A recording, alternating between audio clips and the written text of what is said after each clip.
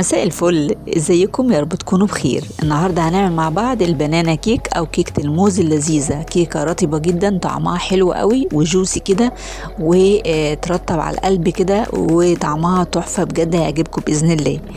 هنعملها في 5 دقايق اوعدكم. بصوا مش هتاخد معاكم وقت خالص خالص. البنانا كيك من الحاجات اللذيذه جدا جدا في فصل الشتاء. هنعملها كمان غرقانه في الشوكولاته من غير شوكولاته، حاجه كده في اللذاذه اخر طعامها. يلا بينا نبتدي وصفتنا مع عزة سعيد، واتمنى تدعموني بالاشتراك في القناه علشان الفيديو يوصل لكل الناس وعلشان استمر. يلا بينا ونسمي الله. معايا هنا المكونات بتاعتنا، ولا اسهل ولا ابسط من كده. معايا عدد 2 بيض بدرجة حرارة الغرفة، كوباية الا ربع من السكر العادي الحبيبات، وكوباية الا ربع من الحليب اللي هو اللبن السائل، ومعايا هنا تلت كوباية من الزيت، وكوبايتين من الدقيق، و50 جرام من الكاكاو الخام، وطبعا فانيليا وبيكنج باودر. اول حاجه معايا هنا الدقيق بتاعنا بنحط عليه البيكنج باودر، وعباره عن معلقتين ممسوحين من معالق طعام بيكنج باودر.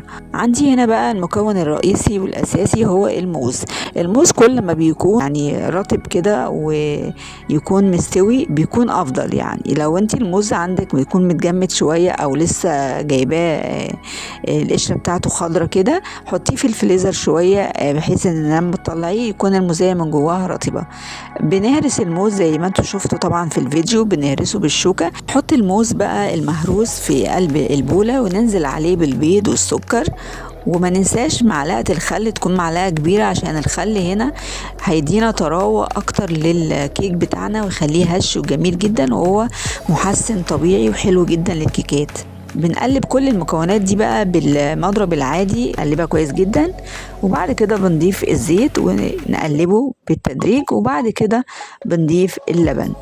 كل ما بنضيف مكون طبعا بنديها كام تقليبه كده بالمضرب. شفتوا؟ ولا اسهل من كده، طريقه سهله جدا من غير اي افتكاسات. هنجيب بقى هنا الدقيق اللي احنا حطينا عليه البيكنج باودر، هنحط عليه الكاكاو. بس انتوا عارفين ان احنا في الشتاء فالكاكاو ممكن يكون متكتل معاكم شوية، فمن الافضل ان انتوا تنخلوه مع الدقيق. طبعا الدقيق هنا انا كنت نخلاه قبل ما اصور الفيديو علشان اسهل عليا. وصفات الكيكات والبسكوتات يفضل فيها ان انتوا تنخلوا الدقيق علشان يديكم نتيجة كويسة جدا. هناخد بقى الدقيق اللي هو عليه الكاكاو والبيكنج باودر، وطبعا حطينا رشة من الملح كمان نسيت اقول لكم. هنقلب كل المكونات دي في بعض كده. لو احتاجت منك معلقة او معلقتين من الحليب هتضيفي، تمام، على حسب القوام ما يبقى بالصورة اللي انتوا هتشوفوها كده زي ما انتوا شايفين كده. كده احنا بنعمل بقى بندمج كله بالاسباتشوله علشان نتأكد ان مفيش اي تكتلات من تحت.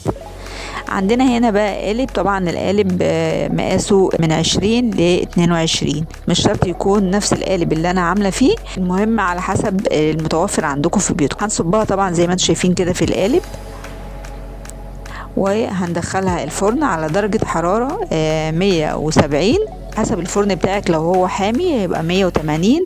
هتقعد من 35 دقيقة ل 40 دقيقة بالكتير.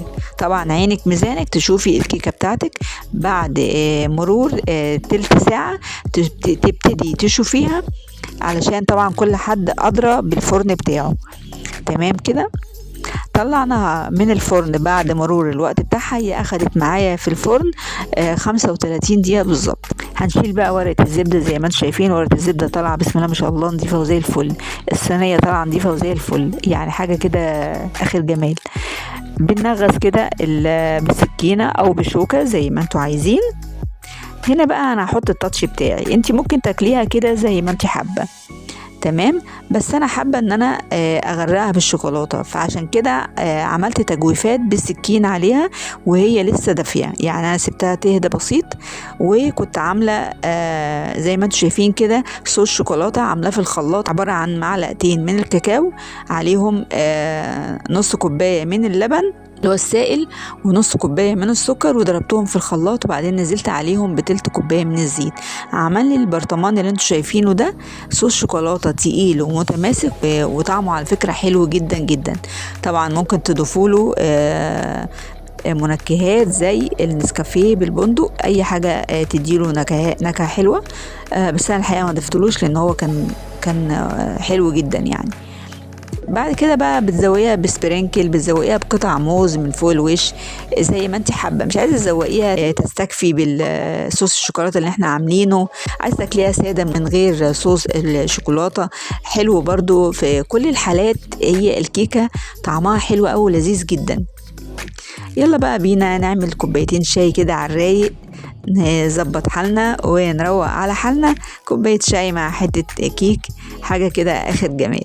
ممكن تشربي معاها نسكافيه، كوباية قهوة، حاجة كده، حاجة جميلة كده في فصل الشتاء، تفطري بيها، تتعشي بيها، تاكليها كسناكس. المهم ان هي حاجة كده لذيذة ما خدتش معانا وقت، في 5 دقايق هتعمليها. ايه رأيكم؟ تعالوا بقى نقطع ونشوف الجمال.